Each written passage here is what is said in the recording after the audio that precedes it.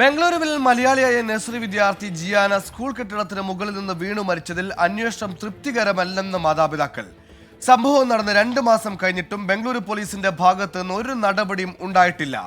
ദുരൂഹത നീക്കണമെന്നാണ് മാതാപിതാക്കളുടെ ആവശ്യം.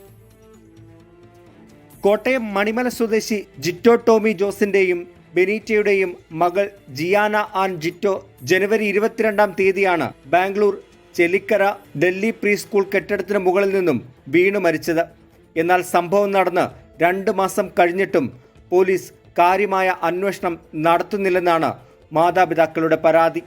അതുകൊണ്ട് തന്നെ സംഭവത്തിൽ വലിയ ദുരൂഹതയുണ്ടെന്നാണ് മാതാപിതാക്കൾ ആരോപിക്കുന്നത്. ഇങ്ങനെ ഇമ്പാക്റ്റ് വരണമെന്നുണ്ടെങ്കിൽ മിനിമം 20 ഫീറ്റിൽ നിന്ന് താഴെ വീണിരിക്കണം എന്നുള്ള രീതിയിൽ ഡോക്ടർ പറയുന്നുണ്ട്.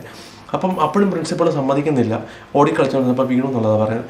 പിന്നെ അത് ഉറപ്പ് വരുത്താൻ വേണ്ടിയിട്ട് നമ്മൾ CCTV ചെക്ക് ചെയ്യാമെന്ന് പറഞ്ഞാൽ അവരവിടെ നിന്ന് പോയി കഴിഞ്ഞ് പിന്നെ വന്നിട്ടേ ഇല്ല, ആശുപത്രി തിരിഞ്ഞു നോക്കിയിട്ട് പോലും ഇല്ല. സ്കൂൾ മാനേജ്മെന്റും പോലീസും ഒത്തുകളിക്കുകയാണോ എന്ന സംശയമാണ് ഇവർക്കുള്ളത്. സ്കൂളിലെ CCTVയുടെ പരിശോധനയടക്കം ശാസ്ത്രീയ പരിശോധനാ ഫലങ്ങൾ വരാത്തത് എന്തുകൊണ്ടാണെന്നും മാതാപിതാക്കൾ ചോദിക്കുന്നു.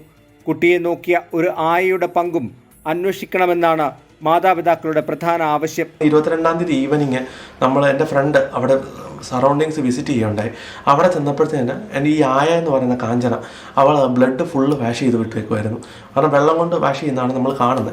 അതും സ്റ്റേറ്റ്മെൻറ്റ് വിറ്റ്നസ് പോലീസിൽ കൊടുത്തിട്ടുണ്ട് ഓൾറെഡി. ഇപ്പം ആ സംഭവം നടന്നിട്ട് 2 മാസത്തോളമായി. ഇത് ജനുവരി 22-ന് നടത്തുന്ന സംഭവമാണ്. ഇന്നിപ്പോൾ മാർച്ച് 28-ആണ്. 2 മാസം കഴിഞ്ഞിട്ടും ഫോറൻസിക്കിൻ്റെ റിപ്പോർട്ട് ഇതുവരെ വന്നിട്ടില്ല. കളിക്കുമ്പോൾ വീണു എന്നാണ് മാതാപിതാക്കളെ സ്കൂൾ മാനേജ്മെന്റ് ആദ്യം അറിയിച്ചത്.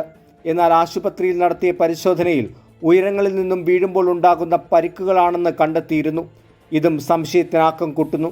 അതുകൊണ്ട് തന്നെ സംഭവത്തിൽ വിശദമായ അന്വേഷണം വേണമെന്നും നീതി ലഭിക്കണമെന്നുമാണ് മാതാപിതാക്കൾ പറയുന്നത്. നിയമ നടപടികളുമായി മുന്നോട്ട് പോകാനാണ് ഇവരുടെ തീരുമാനം.